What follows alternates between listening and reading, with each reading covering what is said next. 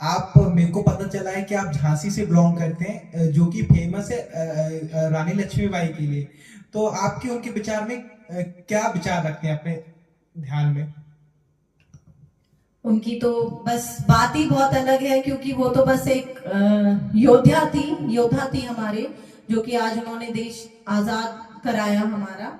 तो हम यही उनके बारे में कहेंगे कि हर कोई उन जैसा तो नहीं बन सकता, लेकिन कोशिश करने में क्या है, कोशिश सबको करनी चाहिए।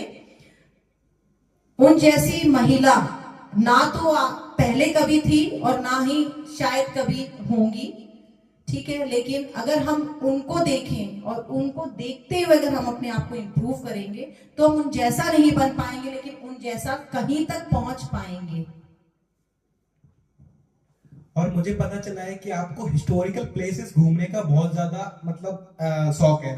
तो आप बिलोंग करते हैं मतलब झांसी से, जहाँ पे बहुत सारे हिस्टोरिकल प्लेसेस हैं। तो आपने कौन कौन से हिस्टोरिकल प्लेस घूमे हैं, और क्या जैसे जो टूरिस्ट आते हैं तो उनके लिए कौन से बेस्ट हिस्टोरिकल प्लेस है जो वो विजिट कर सकते हैं? सबसे पहले तो हमारे झांसी में है ना, रानी लक्ष्मीबाई जी का जो किला है वो है। और दूसरा, ओरछा में राम राजा सरकार जी का जो मंदिर है वो बहुत ही अच्छा सिद्ध पीठ माना जाता है।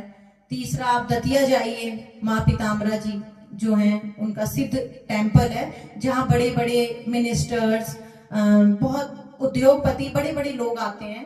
कहते हैं कि वो इतनी सच्ची है कि आपकी मन्नत पूरी होती है वहां पर, जो परेशान होता है होता है। एक आपका गढ़कुड़ार फोर्ट, जो बोला जाता है भूतिया किला, पर ऐसा मुझे महसूस नहीं हुआ है, लेकिन जाना चाहिए वहां घूमने के लिए।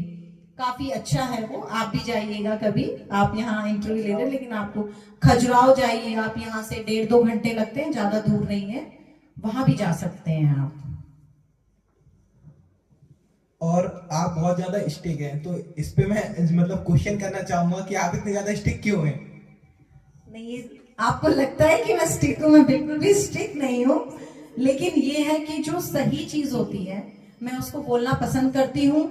गलत चीज के लिए मैं बिल्कुल खिलाफ जाती हूँ। जो भी मुझे कुछ भी चीजें गलत लगती है तो वो, उसके लिए मैं बिल्कुल किसी को शय नहीं दे सकती हूँ। मेरा काम है उसे समझाना, बताना, वो उसकी मर्जी है कि वो करना ही नहीं करना, क्योंकि मैं ये चाहती हूँ कि सबका भविष्य बने, किसी का खराब नहीं हो। और मैं आपसे ये, जो मेरा सेकेंड लास्ट क्वेश्चन है, मैं आपसे ये पूछना चाहता हूँ कि जो स्पोर्ट्स है, sports is a good life, but यहाँ पे क्या होता है, ज्यादातर लोग मतलब कि जो प्लेयर्स होते हैं वो अपना गुस्सा निकालते हैं। तो मतलब जैसे विराट कोहली हो गया या अदर स्पोर्ट्समैन हो गए, तो वो गाली के थ्रू बहुत ज्यादा गुस्सा निकालते हैं। तो मेरे को पता चला था कि कुछ रीजंस है कि जिससे आप गुस्सा हो जाते हैं और कभी कभी गाली भी दे देते हैं। तो इसका क्या मतलब रोल है? ऐसा तो कुछ नहीं है। गाली आजकल के उसमें माहौल में गाली एक नॉर्मल चीज हो गई है। अगर इसको आप गाली के वे में लें तो वो गाली है।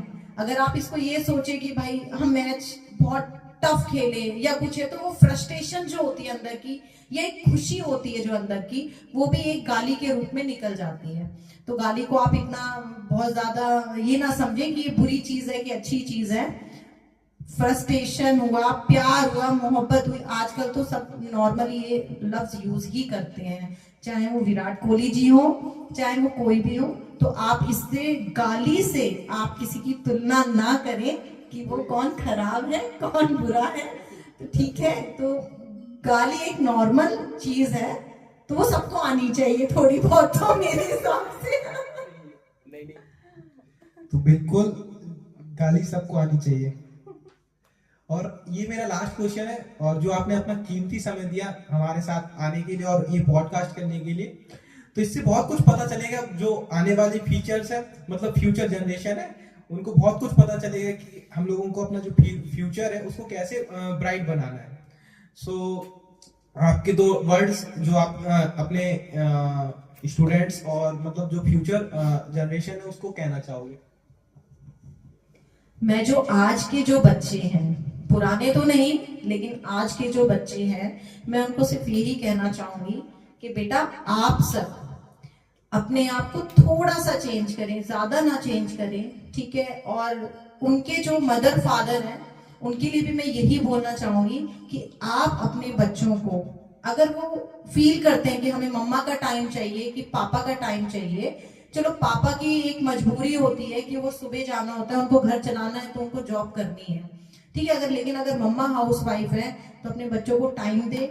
अपने बच्चों के लिए जितना हो सकता है उन कोशिश से ये करें कि आप एक फ्रेंड की तरह उनके साथ बिहेव करें, ना ही कि उनको ये लगे कि हम उनसे बातें छुपाने लगे। बच्चे जो होते हैं पेरेंट्स से अपनी बातें छुपाते हैं। जिस दिन बच्चे के मन में ये आ गया कि हमें बातें छुपा रहे हैं, मम्मा को ये नहीं बताना है, मम्मा गुस्सा हो जाएगी, उस दिन आपका बच्चा आपसे दूर हो जाएगा। तो हमें ऐसा नहीं करना है। हम ये चाहते हैं कि अगर हमारा बच्चा कुछ गलत भी करता है तो सबसे पहले वो अपने मदर फादर को बताए। अगर फादर को नहीं है तो एटलीस्ट मदर को पता होनी चाहिए सारी चीजें।